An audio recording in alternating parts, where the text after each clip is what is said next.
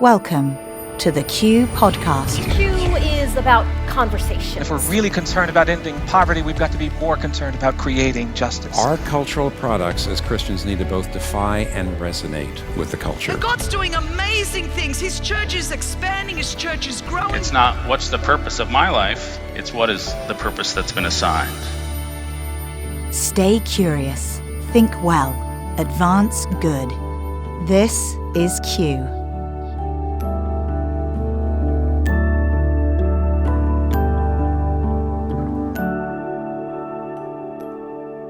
And so I find it painful because our neighbors are still wandering all these years later.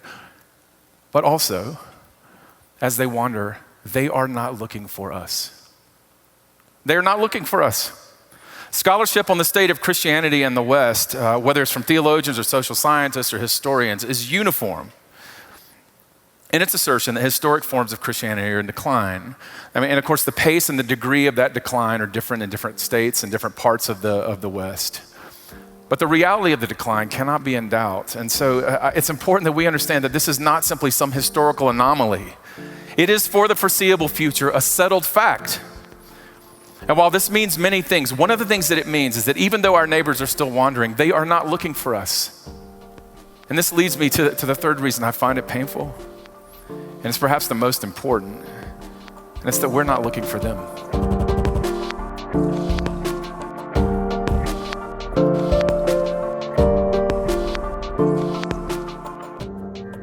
Welcome to another edition of the Q Podcast. I'm Gabe Lyons, and I could not be more thrilled that you've decided to join us, not only for this episode, but we're beginning a series. And this is going to be 7 episodes where we're really going to dig in on something that we believe at Q is so important for Christians, for leaders, for those who care about culture, who care about the moment that we're living in, and what it means to be faithful. We think it's important for you to listen to this and to engage with us.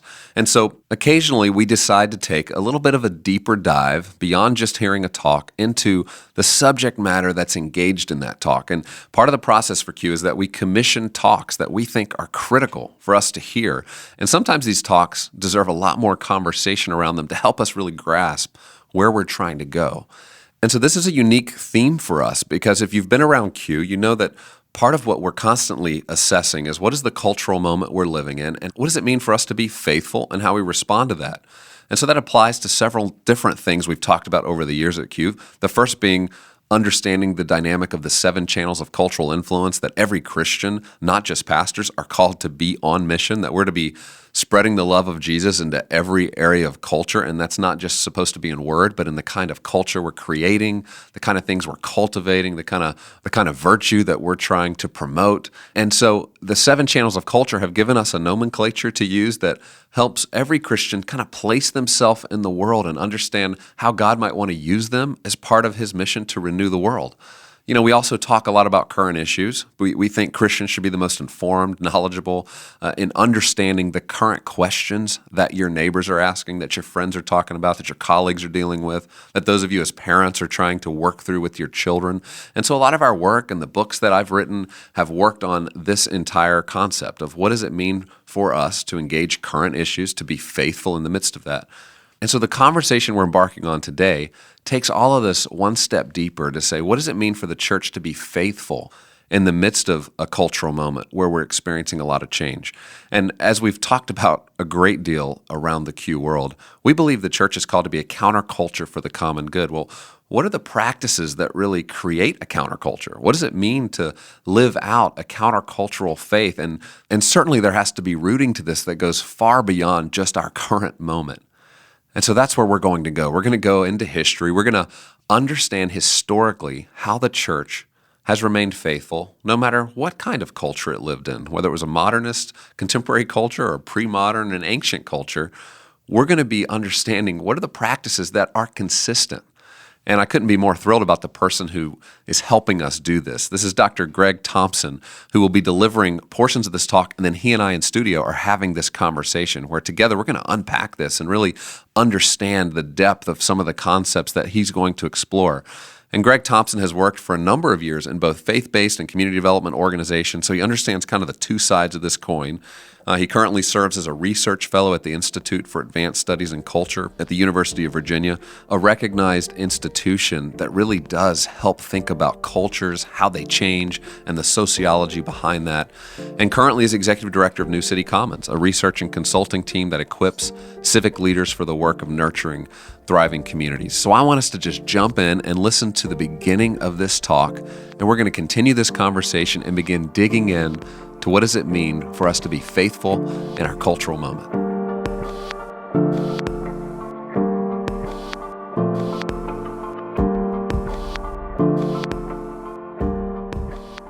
Beautiful, if burdensome, responsibilities in the Christian church in every single age is the responsibility to reimagine the faithfulness of its own presence. Now, I say that it's burdensome because it actually requires us to look honestly at ourselves, at the faithfulness of our lives with God and our lives with our neighbors. And it also requires us to look honestly at this age, at the intellectual sources of our age and at the institutional structures of our age and all the individual experiences that we have. So it's a burden to have consistently to reimagine our presence in this world. But it's also beautiful, and it's important that we know that, because in understanding ourselves, we get to learn again what God has made of us and what he has yet to make of us. And in understanding our age, we get to learn again what God has made of the world and what he has yet to make of the world. And when we see these things, the kind of gorgeous outlines of a reimagined Christian faithfulness begin to come into view. Now, what I want to do is I want to step into this burdensome and beautiful work of reimagining faithful Christian presence in our own time. And I want to ask you to join with me, and here's how. I want you to imagine a woman. Let's say she lived sometime between the 2nd century and the 16th century, broad period of history. And let's say she lived somewhere, generally speaking, in the region of the Mediterranean. She could live as far south as northern Africa. She could live as far east as modern Iraq. She could live as far north as northern France or even England or Scotland, and as far west as modern Spain. Now I want you to imagine that she is, out of some terrible necessity, obliged to make her way on a journey across the remoteness of that world. So she leaves whatever shelter is hers, she wraps herself in a cloak or cloth, and she steps out into the dark and into this restless wind. Can you see her? And as she steps onto her path and she bends her long and lonely course towards whatever town or village or city held her hopes, in all likelihood, she spent her days scanning the horizon for one thing. And do you know what it is? A church. A church. See, sometimes these churches were huge cathedrals. They were rising up in stone and they were filled with light. Sometimes they were small little parishes tucked away and roads that some of you have seen and filled with intimacy and warmth. And sometimes they were monasteries, tucked behind walls but filled with song. But no matter which kind of church it was, all of them shared a common vocation, and here's what it was: to be the faithful presence of love in their time. To be the faithful presence of love in their time. And this is why she would look for a church. Because of all the things that she could know about the church, the one thing that she would certainly know, and that most people did know, was that the church was a place whose very purpose was to be a light in the darkness, was to be a rest for the restless. Its purpose was to be a presence in all the absences of the world. Now, in fact, most of these churches had these manuals written for how you carried out this vocation. You may not know this. They had these codes for how you would receive travelers when they came to you, and I want to read one of my favorites. Okay, this comes from the Benedictine Rule, which was written in the 6th century. Listen to what it says. All guests who present themselves are to be welcomed as Christ, for he himself will say, I was a stranger and you welcomed me. And once a guest has been announced, the superior and the brothers or sisters are to meet with him with all the courtesy of love. The abbot shall pour water on the hands of the guests, and the abbot with the entire community shall wash their feet. Great care and concern are to be shown in receiving poor people and pilgrims, because in them more particularly is Christ received. Isn't that amazing? This is an amazing passage and an amazing document, but there are so many others like this, and all of them are bearing witness to the conviction that the church's vocation is to be a presence in the absences of the world. Now, in our time, it might be difficult to imagine the forms of absence that were experienced by this woman and by the hundreds of thousands of men and women and children who were just like her. But I want you to try. Some who were hungry were driven by the absence of food. Others, diseased, were driven by the absence of care. Some exploited were driven by the absence of justice. Some who were sinners were driven by the absence of grace. Can you see those people making their way and looking for us? And in finding us, what did they find? I love this. On the one hand, they found very personal care, this careful attention to the most intimate needs that human beings have. I want you to think about this, because in our lighted windows, they found the consolation of knowing that they weren't alone. In our open doors, they found the sound and the presence of welcome. In our embrace, they found the return of their dignity. In our kitchens, they found fullness and joy. Think about it, warm bread, stew, the gladness of wine. Inside our walls, inside our rooms, they found the repose of rest. And in our farewells, they found warmer clothes and heavier bags and the benedictions of God for them on their journey. That's what they found. They found very personal care. But they also found public concern, and this is important to understand, because when they came to churches, what they found were communities of men and women who were concerned not just for individuals, but for entire cities. It's our brothers and sisters who began to invent and nurture systems of the moral and intellectual formation of children, who began to develop structures of economics and of law, who began to create art and music for the good of all of their neighbors. So you see, public concern. I want you to try to see our brothers and sisters as they gave themselves, in kitchen and in chapel, in courtroom and in court square, to this work of being the presence of love. Now, as somebody who is a Christian, when I think back on these early stories, and I think about all of the men and the women and the children who came to us in desperation, who looked for us, and I think of all of our brothers and sisters who welcomed them in love, fed them with kindness, and nurtured them in safety, I have to tell you, I find it almost indescribably beautiful. But I also find it incredibly painful. Do you know why? First, because our neighbors are still wandering. In some sense, it's the old wandering. Hundreds of millions of our neighbors still continue to wander in search of food, in search of shelter, in search of justice, in search of grace. These ancient pilgrimages still continue among us. But in another sense, it's a very new wandering, and it's important that we understand this. Because we live in a new age in which there's deep ambivalence about the nature of reality, deep confusion about the nature of reality and identity, deep anxiety about the possibility of our life together in our societies. The age that we live in is no longer an age in which we simply wander down dark roads in the shadows worried about bandits. This is an age in which we wander through an abyss of meaninglessness with incredible forces of political and economic and technological power threatening us at every moment. Ours is an age whose paths are more treacherous and whose powers are much more menacing than anything those early pilgrims ever saw. And so I find it painful because our neighbors are still wandering all these years later. But also, as they wander, they are not looking for us. They are not looking for us. Scholarship on the state of Christianity in the West, whether it's from theologians or social scientists or historians, is uniform in its assertion that historic forms of Christianity are in decline. And of course, the pace and the degree of that decline are different in different states and different parts of the West. But the reality of the decline cannot be in doubt. And so it's important that we understand that this is not simply some historical anomaly. It is for the foreseeable future a settled fact. And while this means many things, one of the things that it means is that even though our neighbors are still wandering, they are not looking for us. And this leads me to the third reason I find it painful. And it's perhaps the most important. And it's that we're not looking for them. That we're not looking for them. See, one of the effects of the shift in culture that I've just described is that the Christian church in the West, especially in the largely white Protestant expression of that church, which has been so identified with the West, has been driven into a form of an identity crisis. And this is totally understandable, right? This is a community who understood itself as a conscious majority, whose vision was widely shared, whose influence was widely felt and sought, whose goals were widely pursued and embraced. But now that community is being asked to live self-consciously as a minority community, whose vision is widely ignored, whose influence is obviously in decline and whose goals are wildly held in derision.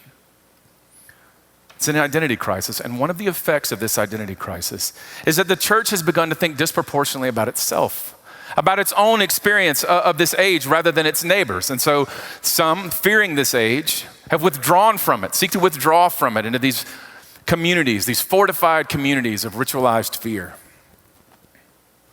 Others, resenting this age, are now setting themselves against it in this struggle for cultural domination. And still other churches, misapprehending both the perils and the promise of this age, are simply embracing it and celebrating their enlightenment while their neighbors slip into the dark. And this is why these early accounts are so painful to me, because our neighbors are wandering and they are not looking for us, and it is not entirely clear to me that we are looking for them. And if that's true, then that means that the one community whose purpose is to be a presence in this world is in danger of becoming an absence. And so when I look back on these accounts, I see beauty, I see pain, but I also see hope, and it's important that you see it as well. And here's why. Because God loves this world. And because God loves this world, he has promised to be present in every single age of this world, including this age. And he has promised to be present through you, through his church. And so what that means is as we begin the work and take up this work of reassessing and reimagining the nature of Christian faithfulness in our own time, we can do so with the hope that our labors are not in vain. And that's why we're here. So what's it gonna mean? What's it gonna mean for us to become this presence of love in our own age? And in my own life, I found this question to be overwhelming, because I know that it's gonna mean so many things. It's gonna require so many things of me, just as it is of you.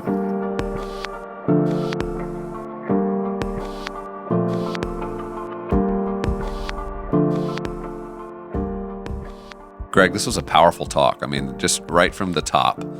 I love how you just took us back to history, and really, my imagination was fired trying to reimagine the moment and reimagine the woman who's in search of something and wandering. And I mean, you really took us down a lot of paths that I want to get into with you. But first of all, just welcome. Thank you for being with us for this. Oh, I'm so happy. I'm so happy to be here and to continue talking about these things we've been talking about for a long time. Yeah, so and thanks.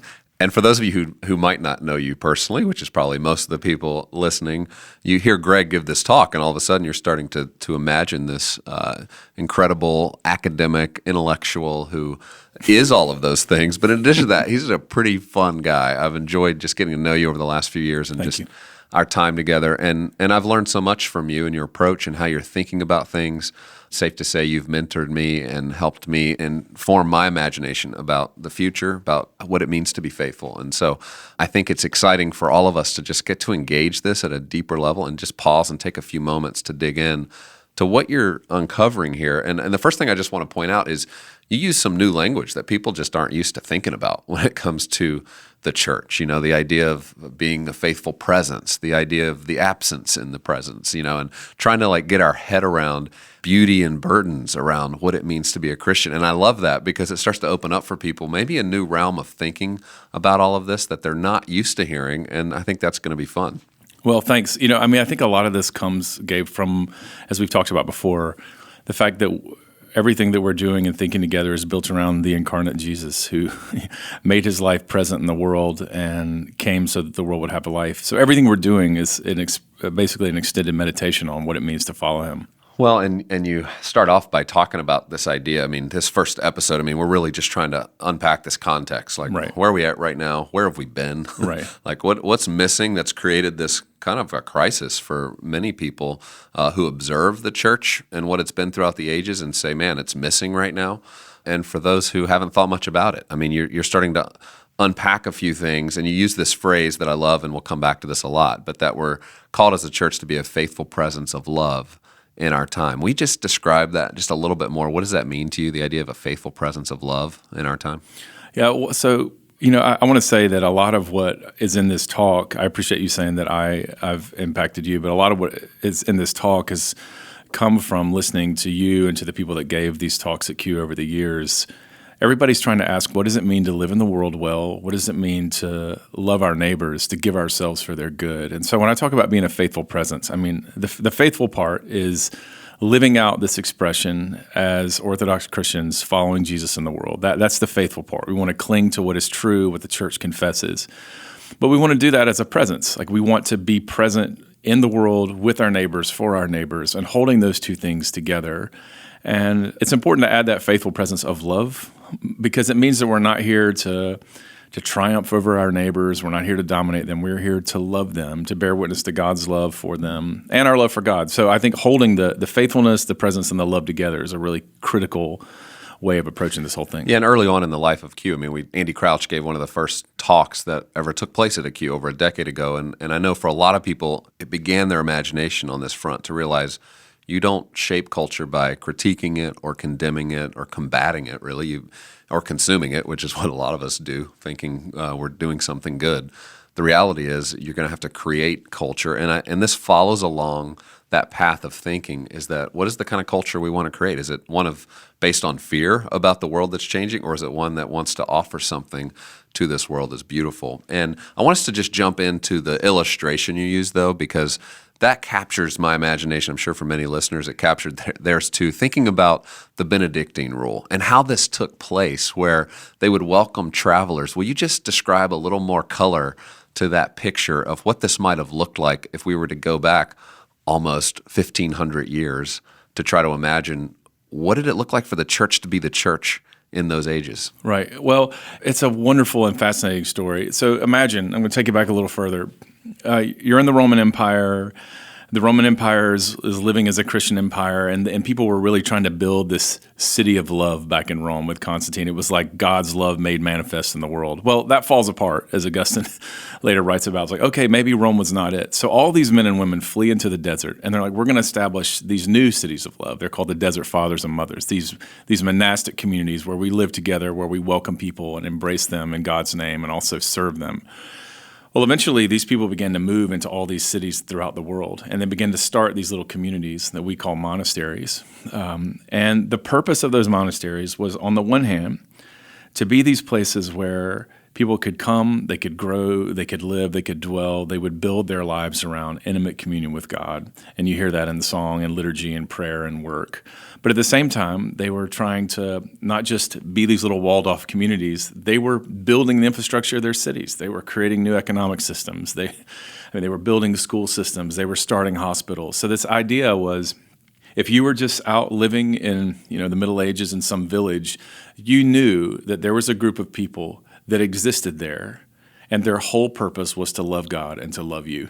Yeah. That was the whole thing, and it's amazing, and I think that's such a remarkable vision of the church. Yeah, and they were bringing life that's exactly right. their city and to their community and blessing them, and it was a huge part of just the functional way that everything would operate within a. That's exactly right. Within a city, but I love this idea of how they were called to welcome a stranger, and that this was just part of the practice. That was it. The porter. Yeah, the porter. That's right. Tell us about the porter. Yeah, so the porter is one of the brothers or sisters who lives in the monastery, and their whole job, and they wouldn't have the job for their whole time, but their whole job was to be a person in the community that was looking out for the stranger outside. Because people are in these monasteries, they're working, this is subsistent farming these guys are doing. So they're working, they're praying, they're writing, but somebody needs to always be looking out for the neighbor. And so the job of the porter was to be the lookout and say, there's somebody that's coming. How can we help them? How can we serve them? Because a lot of times people would just bring their children and drop them off and leave them. And the porter was there to receive, to welcome. And of course, they have all these marvelous rules about what it meant to welcome the stranger. I think it's great. Well, and I think it's good for us to get reacquainted with this history because, in the modern day church, we're not really set up that way, right? Church is something for most people that means a place they go show up on a Sunday morning so they can be fed.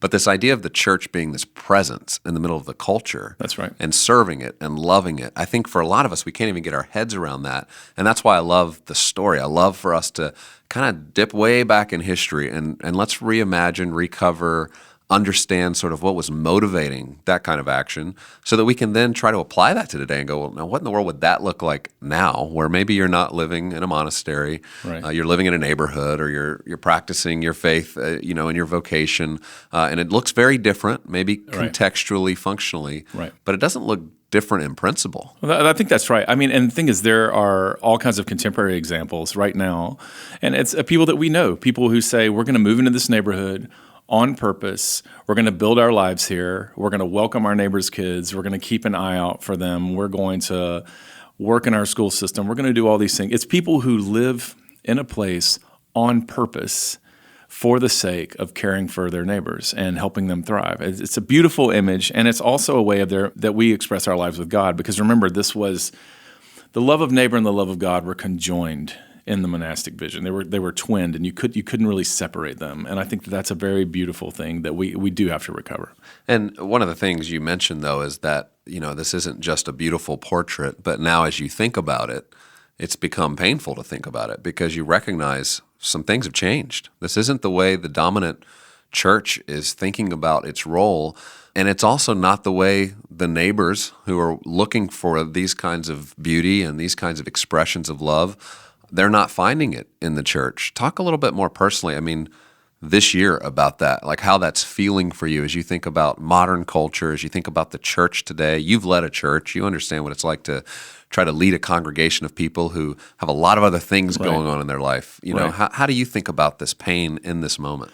Well, I use the language of grief, and I think it is a lot of this has come from my own failures in this regard, and in living alongside my neighbors, realizing the kind of deep pain and deep struggle they continue to have. I mentioned in the talk that our neighbors are continuing to wander, but now the forces arrayed against them and their children are so much more menacing, so much more complex. And there is a deep sense of being overwhelmed and helpless that lots and lots of people have. And that's a grief that people continue to suffer. It also is a grief to me that many, many people don't imagine the church as a place where they could find love or welcome, where somebody would actually be willing to help them and desire to serve them. And that is something that I'm deeply interested in seeing change. And I will say that personally, for a long time, I don't think I was actually looking for my neighbors. I was so self-absorbed, so anxious about what it meant to be a Christian and how to survive, that the idea that my neighbors were out there laboring for their own survival and that my job was to labor with and for them on their behalf. That was a huge turning point for me that I really learned from these early Christian communities, and frankly from some of the minority Christian communities that exist today, where I really learned that. Yeah, and it's worth acknowledging, I think, for you and me both, that this is a process we're going through ourselves of trying to reimagine what does faithful presence look like in this world today, acknowledging ways in which we haven't always stepped up and led and modeled the things we're even talking about, in some ways aspirational for us and for our friends as we try to venture forward and pioneer, or reimagine, I guess, how it applies to this moment. But one of the things we'll talk about in the next episode is the context. You kind of briefly mention our neighbors are suffering from so many different things, but we're in this age of ambivalence.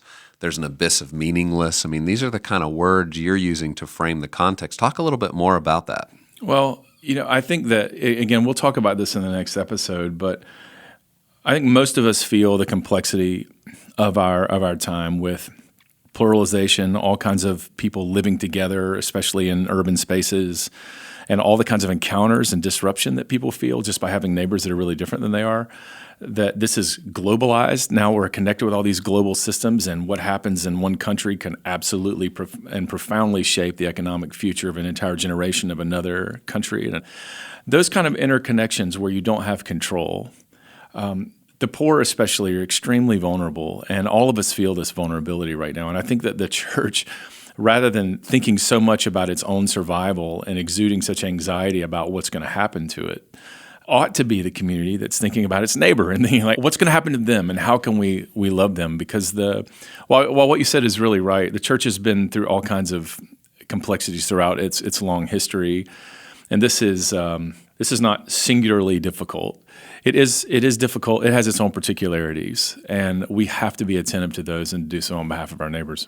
One of the things we know from our research that we talked about in David Kinnaman and I's book, Good Faith, was that 42% of Americans believe that people of faith are part of the problem in our culture today. Yeah. So it's not only that it's just this neutral idea of faith, but it's actually becoming a negative. It actually has a huge hurdle to get over with most people before they would even recognize this as a place that they would want to go for rest when they're restless, for love when they don't feel lovable, and where they would feel a sense of welcome. And honestly, a lot of those people aren't wrong to think that about the faith community, and we really have to acknowledge that. I mean, there's something, you're talking about you and I going through this process. One of the humiliations for me is there's something embarrassing about basically having to learn what faithful Christians have been doing for like a really long time, and it's just occurring to some of us, right? Right. And I think that if we can acknowledge that not all the criticisms of the faith community are just ideologically motivated, a lot of them are real and true.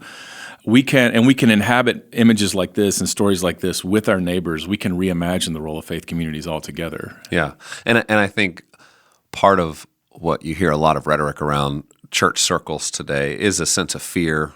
The world's changing. The church should put up its walls even higher. We've got to protect the way in which the church is going to be and how our families are going to exist. And that is it's a real temptation as you see culture changing. But part of what we're pointing to here is to say, no, there's actually this silver lining in the midst of change happening where you move from being the majority in a culture to the minority, where you have a hopefulness and you have to reimagine the way forward.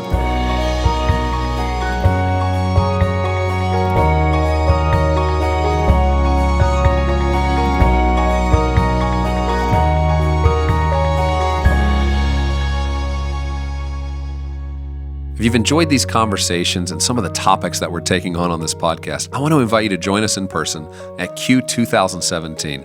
This is our annual conference, April 26 to 28 in Nashville, where 2,000 leaders will be coming together from all over America and global cities around the world to discuss and learn what it means to be faithful in our moment. You can learn more about the topics we'll be taking on, many of the different panels and conversations we'll be having, as well as experiences that you'll be able to enjoy at qideas.org/Q2017.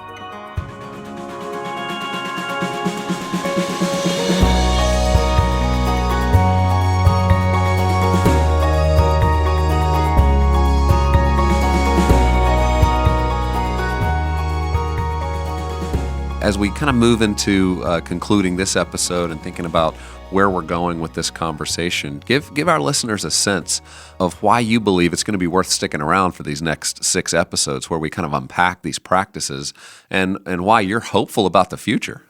Well, that's a great question. And it basically comes down to this for me. Jesus Christ is present in the world, in this age. And He's not asking us to go do something new. We are following him into an age that he loves. So I have utter hope about the capacity of the church to love God and love its neighbor because Christ is our life and he is here. And so I think everything that we're doing is predicated upon the fact that Jesus is present and is not absent. And there's not one place in any city of this world where he isn't there in love. And so that means that we're not making this up. We're discerning a path that's been set before us. And that is extremely exciting to me.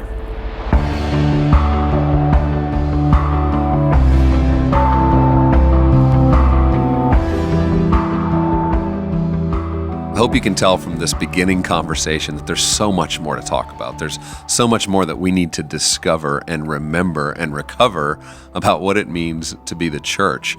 I hope you also heard from Greg just a sense of humility that this isn't something that we have figured out. It's not something he's figured out and we're all dialed in on and we're trying to just tell other people exactly what to go do. But it's saying, no, this is an important conversation together.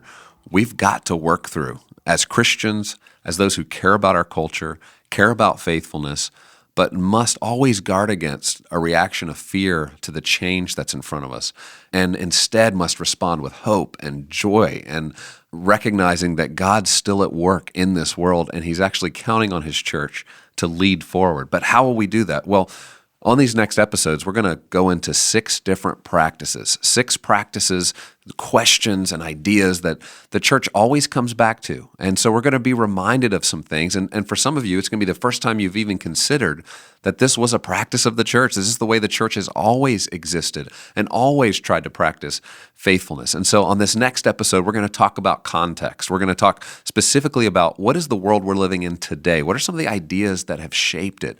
We're going to try to place ourselves and understand, where are we right now? Where are we going? And what are some of the opportunities that exist for learning and conversation and engagement and faithfulness in the midst of the kinds of conversations you're having with your kids, with your friends, with your colleagues, with the people that you're trying to create culture alongside?